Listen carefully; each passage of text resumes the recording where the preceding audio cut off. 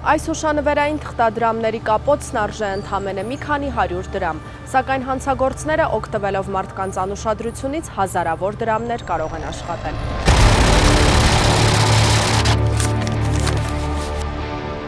Մեր երկրում տարածում ստացած հուշանվերային թղթադրամները իրենց չափերով, դիմերեսի և դարձերեսի արտաքին պատկերներով նմանակում են Հայաստանի Հանրապետության Կենտրոնական բանկի կողմից թողարկված նոր սերնդի թղթադրամներին։ Ոստիկանությունում հուշանվերային թղթադրամների այսպես ասած իրացման դեպքերի հետ կապված ահազանգերի աճ է գրանցվել։ Ըստ վերլուծական տվյալների խաբեության զոհ են դառնում հատկապես տաքսու վարորդները, առաքիչները և առևտրով զբաղվող անձինք։ Ոստիկանությունը հորդորում է տնտեսվարողներին և քաղաքացիներին գումարային գործարքներ կատարելիս զգոն լինել և ստուգել թղթադրամը, իսկ Կենտրոնական բանկը հուշանվերային թղթադրամները տարբերելու մի քանի ձև է հուշում։ Իրական թղթադրամների դիմերեսի պատկերները շոշափելի են և անհարթ։ Դիմերեսի ձախ հատվածում առկա է օպտիկապես փոփոխելի ներկային հատված, երբ փոխվում է լույսի անկման անկյունը, այն կանաչից դառնում է կապույտ։ Թղթադրամի վերևից ներքև առկա է պաշտպանական ներկից և ակնառու տարբերությունը։ Նշված հուշանվերային թղթադրամների դարձերեսին լատինական տառերով առկա է Souvenir Money Offer Mini,